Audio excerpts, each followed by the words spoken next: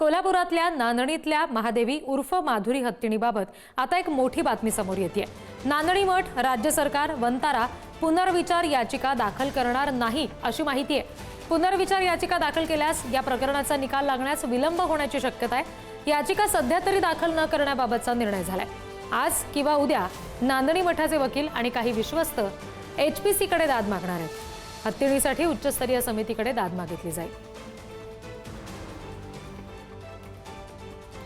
आणखी तपशील घेऊयात। प्रतिनिधी शेखर पाटील आपल्याशी जोडले गेलेत त्यांच्याकडून। शेखर, ही याचिका दाखल होणार नाही असं समजतंय, त्याच्या संदर्भातला निर्णय याला विलंब होईल असं कारण दिलं जाते। काय नेमकं घडू शकतं या प्रकरणामध्ये? रिद्धी बरोबर आहे। एखादी गोष्ट न्यायप्रविष्ट होते तेव्हा त्याला विलंब देखील लागू शकतो आणि ज्यासाठी सर्वांनी लढा दिलेला आहे, जी नांदणी मठ इथं असलेली महादेवी हत्तीण, ती हत्तीण पुन्हा एकदा कोल्हापूरमध्ये आणण्यासाठी अडथळा निर्माण होऊ शकतो। यासाठीच विचार विनिमय अजूनही सुरू आहे आणि म्हणूनच पुनर्विचार याचिका जी दाखल करण्यात येणार होती ती याचिका तूर्त तरी आता करण्यात येणार नाही आहे। या संदर्भात नांदणी मठ आणि काही विश्वस्त जे आहेत ते हाय पॉवर कमिटीकडे जाणार आहेत। आज किंवा उद्या जाणार अशा पद्धतीची माहिती राजू शेट्टी यांनी दिलेली आहे। त्यामुळे निश्चितच आहे, सर्वात मोठी बातमी ही म्हणावी लागणार आहे की पुनर्विचार याचिका जी दाखल करण्यात येणार होती ती तूर्त तरी आता करण्यात येणार नाही आहे। तर या सगळ्यांच्या अनुषंगानं कोल्हापुरातील काही नागरिक देखील प्रतिक्रिया आता देताना दिसत आहेत। काही नागरिक देखील माझ्यासोबत आहेत, त्यांच्या देखील भावना आपण या संदर्भात जाणून घेऊया, कारण गेल्या अनेक दिवसांपासून कोल्हापूरकर यासाठी लढा देत आहेत। काय सांगाल, माधुरी हत्तीणी संदर्भात अनेक जण या ठिकाणी आपल्या भावना व्यक्त करताना दिसत आहेत।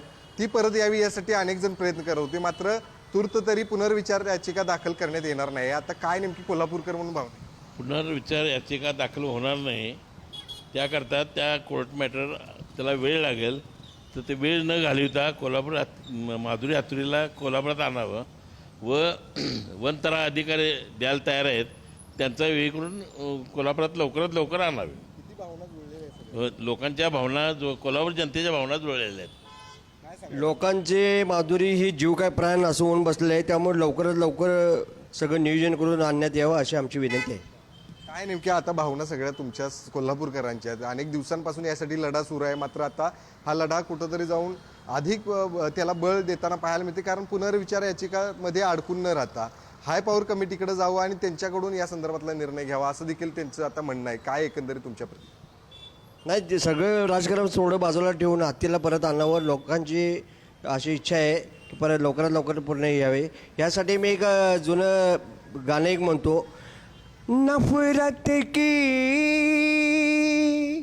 दुनिया को छोड़ के खुश रहना मेरे यार। खुश रहना मेरे यार म्हणतात। काय प्रतिक्रिया? खरं तर माधुरी हत्तीणीला परत आणावी यासाठी अनेक जण प्रयत्न करतायत।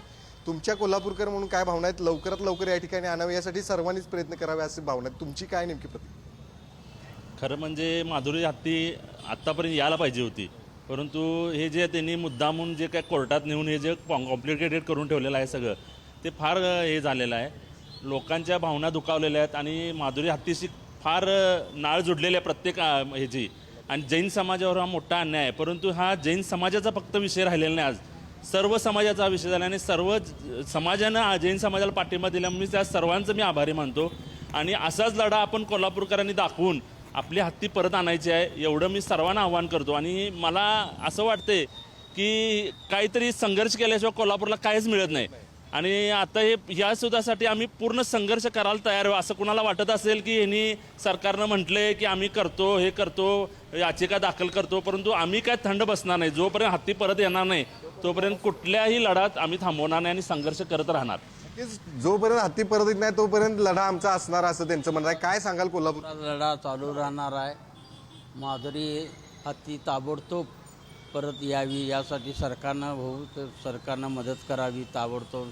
सर्व लोकांच्या त्यांच्या मनं जुळलेल्या आहेत माधुरीविषयी आणि कोल्हापूरमध्ये ताबडतोब हत्तीने यावी अशी सर्वांचीच इच्छा आहे।